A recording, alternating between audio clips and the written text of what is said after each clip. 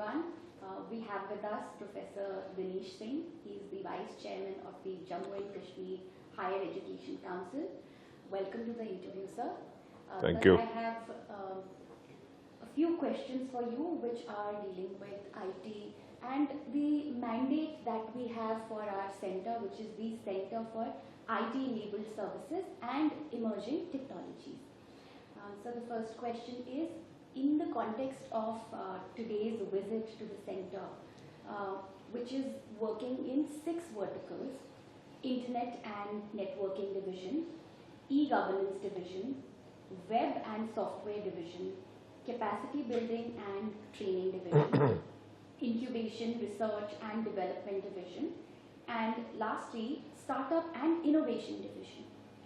How do you perceive the overall vision, initiatives and the achievements of the Center for IT-enabled services and emerging technologies? And in your view, how effectively is it contributing to digital transformation? आपका सवाल इतना लंबा था कि मैं शुरू का हिस्सा भूल गया, लेकिन मैं कोशिश करता हूँ. I'll do my best to answer your question. You know, whether you and I like this or not, whether you and I understand this or not, and I'm sure you understand it. I am of a different generation, so I may not. But given all that, let's be very clear. Information technology, and I hold artificial intelligence as an integral part of information technology, that will always be the pivot around which any institution will revolve. वो धुरी है. तो यहाँ मुझे जो प्रतीत हो रहा है in this center, that it has willy-nilly established itself as the pivot for all the activities that are happening at the University of Jammu. Now that includes those verticals that you mentioned in explicit form, and also a whole bunch of things unknown or unseen to people like me, but which I can sense in an intuitive fashion are happening because this institution, this building, the people here, the ideas, the technology, in a harmonious, synergistic fashion has established itself as the pivot. Let me just give you a simple example. Every single hall of residence at Jammu University is now IT enabled, Wi-Fi enabled. Every child, every student sitting in his or her room can access these services. Now, that's an amazing achievement, and it's happening without any drum beats, without any red carpets. It just happened in a silent fashion. जिस तरह से सूर्य देव समुद्र से पानी लेते हैं, किसी को पता नहीं चलता, बादल बन जाता है, उसी तरह हो रहा है. ये सेंटर उसी तरह इस यूनिवर्सिटी के संचालन में बड़ी भूमिका अदा कर रहा है. आपने कहा था कि फ्यू क्वेश्चन, लेकिन लग रहा है सवाल बहुत हैं आपके. The second one is referring to the recent AI summit, which highlighted the transformative role of AI in shaping the nation. In this context, my question is, how can this center and the verticals play a role in ensuring that our nation, our students are fully equipped to lead the world in the world of AI? I'm not an expert on AI, but again, as someone who is interested in it and also recognizes the need for AI to embed itself in systems within the nation, within society, within institutions, I can see that already many things are happening here which are connected to AI. So remember this, you're already using AI. People like me, lay persons, may not be aware, पर आपकी बहुत सारी चीज़ें AI enabled already है. अब जो AI का नया पहलू आया है, these LLMs that have come, that's the next step or the next generation, you know, at a higher reach. But वो again, whether you and I like it or not, वो भी अपने आप यहाँ बैठ जाएगा. आपकी हर चीज़ में AI चलेगा. आपका presentation मैं देख रहा था, that marvelous summary that you gave on the screen. लिख लीजिए मेरे ये शब्द कि आपके ही लोग इसको अब एआई के थ्रू ऐसा बना देंगे कि हम और आप अनावश्यक हो जाएंगे। आप एआई से ही दिखाएंगे आने वाले दिनों में। आपके यहाँ ड्रोन्स चलेंगे। मैं देख रहा हूं कि ड्रोन्स के लिए बड़ी भारी परिकल्पना बन चुकी है, परियोजना आ गई है, कुछ उसके लिए धनराशि भी आ गई है। तो मैं हर विजिट पे देख ही रहा हूं और आने वाले दिनों में और ऊपर चढ़ता जाएगा। ड्रोन्स एआई के बिना नहीं चल पाएंगे। आपके शिक्षा के क्षेत्र में आपका बच्चा एआई से पढ़ेगा, ये भी लिख लीजिए। जम्मू यूनिवर्सिटी अगुवाई करेगी। तो ये जो आपका सेंटर है, ये इसका पूरा नाम इतना लंबा है मैं लूंगा नहीं, लेकिन जो आपका ये सेंटर है, IT enabled services, emerging technologies, whatever you call it, it's really a place for innovation, renovation and regeneration of new ideas. So आगे देखते जाइए, सब कुछ होगा। So you are a mathematician and you have pursued your education during a time when disciplines, academic disciplines, largely functioned in isolation. How do you perceive the growing shift towards interdisciplinary thinking in academia?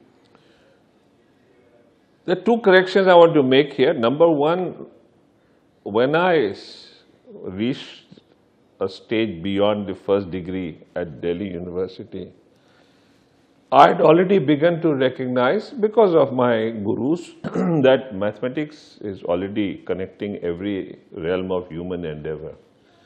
गणित इस संसार में कोई भी परिश्रम प्रयास का क्षेत्र होगा, उससे वो जुड़ा है, वो मुझे उसी समय समझ में आने लगा था। उसका मूल कारण ये था कि भारत में गणित को ट्रांसडिसिप्लिनरी यूज से ईसा मसीह से कई सौ साल पहले से जोड़ दिया गया था। संस्कृत पोएट्री में जुड़ी गणित जो थी, कोई यकीन नहीं करेगा, और भारत में हम लोगों ने, जो हमारे पुराने गुरुजन थे, जिसको मैं कहता हूं, अंग्रेजी में शब्द है सीयर्स और सेजेस, ऋषि मुनि जो थे, उन लोगों ने इसको समझ लिया था कि संसार में हर चीज से जुड़ी है।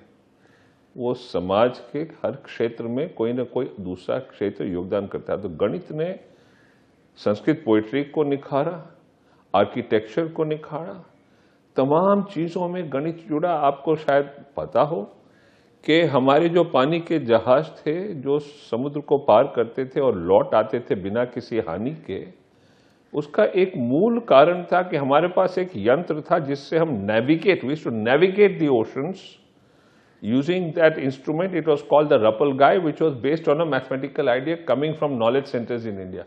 तो भारत का मेरे से 2-3 हजार साल पहले से ये परंपरा रही है कि नॉलेज इज ट्रांसडिसिप्लिनरी। मैं तो सिर्फ गणित का उदाहरण दे रहा हूं। तो मुझे इसका आभास हो गया था, क्योंकि मैं गणित से जुड़ा था, तो इन परंपराओं से भी जुड़ गया।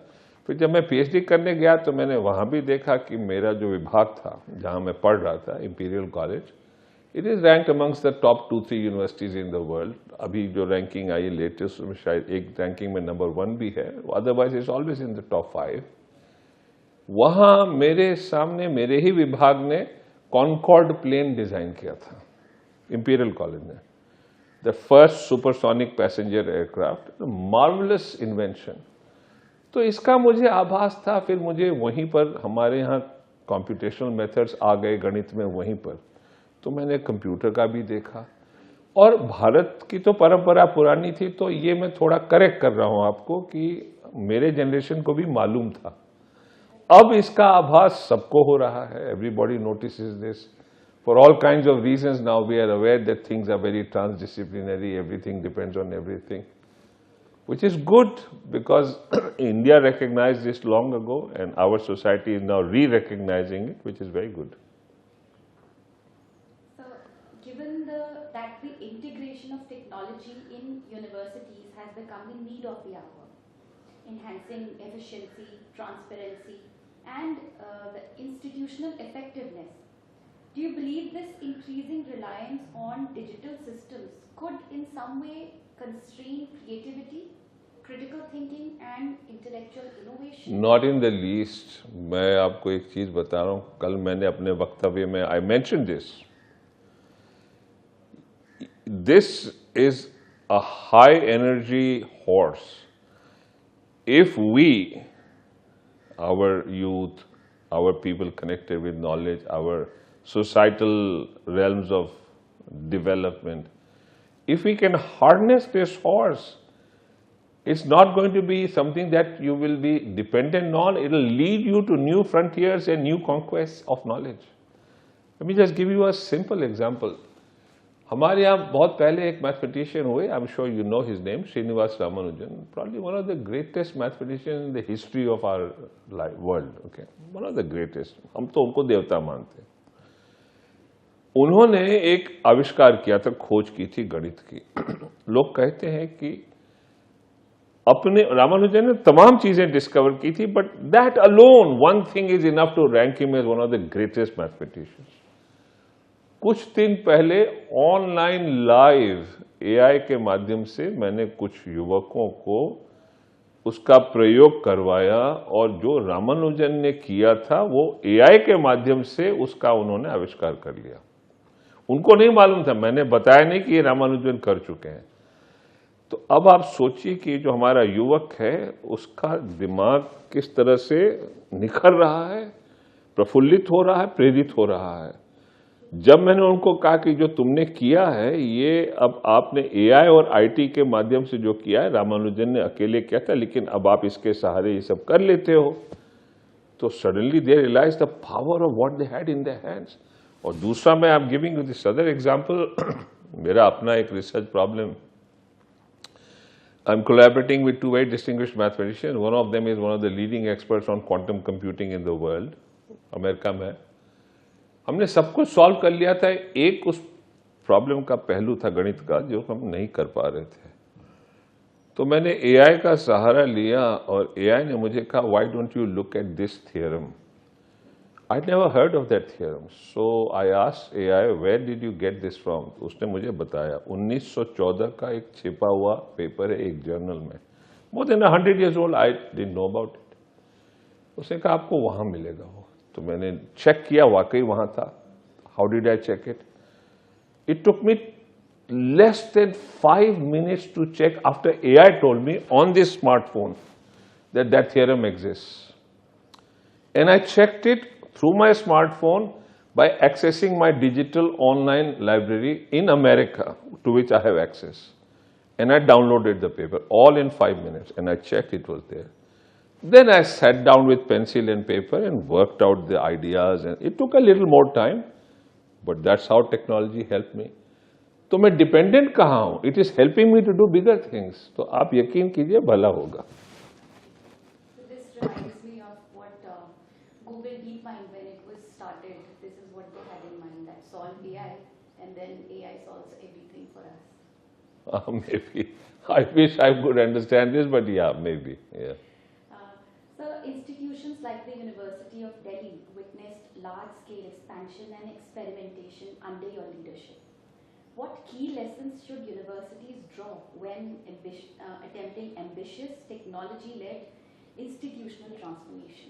पहला लेसन तो है कि जो भी इस तरह की परियोजना और बदलाव लाए उसके पास मोटी चमड़ी होनी चाहिए. ये पहला लेसन है.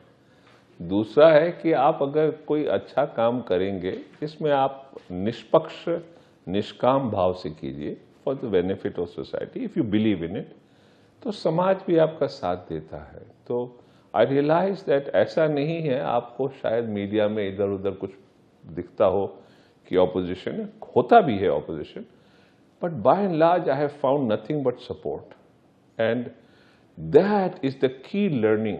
ये बहुत पहले महात्मा गांधी ने कहा था कि जब तुम किसी समाज के क्षेत्र में आस्था से जुड़ी कोई चीज से काम करना चाहोगे तो लर्न टू बी पेशेंट, समाज साथ देगा. गांधी ने ये कहा है, एंड आई सॉ इट. मैं को देखिए, आई एम नॉट गांधी और एनीथिंग. गांधी के संदर्भ में मैं इसलिए कह रहा हूं कि जब इतनी बड़ी हस्ती हमें कोई चीज सिखा रही है तो हमारे जैसे साधारण लोग भी इसको ग्रहण करें तो अच्छा होता है, इसलिए कह रहा हूं. तो ये सबसे बड़ी चीज तो ये है, आपका स्वार्थ नहीं होना चाहिए उसमें कि कोई मेरा व्यक्तिगत स्वार्थ है, इससे मैं कुछ लाभ उठा लूं. तो समाज और ये जो हमारे सामने जो पूरी कायनात है ये आपका साथ देगी. वो मुझे भी मिला. आज जो राष्ट्रीय शिक्षा नीति है, जो हमने दिल्ली विश्वविद्यालय में जितने प्रयोग किए, उसी के आधार पे बनी है। तो ये भारत के लिए बहुत बड़ी चीज़ है, हम लोग के लिए बहुत बड़ी सीख है और गर्व का विषय है। और आप जम्मू यूनिवर्सिटी में तो उसमें काफ़ी अगुवाई कर रहे हैं, डिज़ाइन और डिग्री उसी का एक स्वरूप है, बहुत बड़ी चीज़ है, तो अच्छा ही हो रहा है। तो ये लोग, पहली और आखिरी सीख यही है कि आप स्थिर बने रहिए, काम करते रहिए, बाकी चीज़ें अपने आप होंगी। So from a governance perspective, how important is faculty capacity building when introducing digital systems such as e-office platforms, ERP, learning management systems and other IT-enabled interventions? These are very technical things. I'm a simple mathematician. You're asking me very technical things. All I can understand is that, look, any aspect of IT, any facet, is always going to be an enabler. आप देखिए, जब atomic theory आई तो उससे nuclear fission हुआ, अब fusion हो रहा है, एनर्जी निकल रही है और दूसरे तरफ बॉम्ब भी बना। तो इन चीज़ों के साथ भी कुछ बुरी चीज़ें भी आ सकती है। आपने देखा होगा कि जो जिसने ग्रॉक बनाया है, जो एआई का प्लेटफॉर्म, जो कंपनी है, no sorry, not Grok, I mean Claude Anthropic, उसने जो एक निकाला ना अभी, माइथॉस या क्या नाम है उसका, फिर उसने उसको हटा दिया है। नाउ बिकॉज ही अंडरस्टूड कि ये दो धारी तलवार है, it's a double edge sword, वो नुकसान भी कर सकता है, फायदा भी। तो ये रहेगा खतरा, लेकिन वो तो हमेशा से रहा, एटम बॉम्ब के साथ रहा। और तो छोड़ी, जब गन पाउडर बना तो आप उससे खान खोद के उसमें से एक खजाना निकाल सकते हैं, gold, silver, metals, iron, you can do mining and you can kill people. ये it will always be there, that dilemma, that dichotomy will always be present in any societal endeavour. इसके साथ भी है, पर इससे आम मोटा मोटी भला होगा, आप यकीन कीजिए, good things will happen, so it will help us in the days ahead.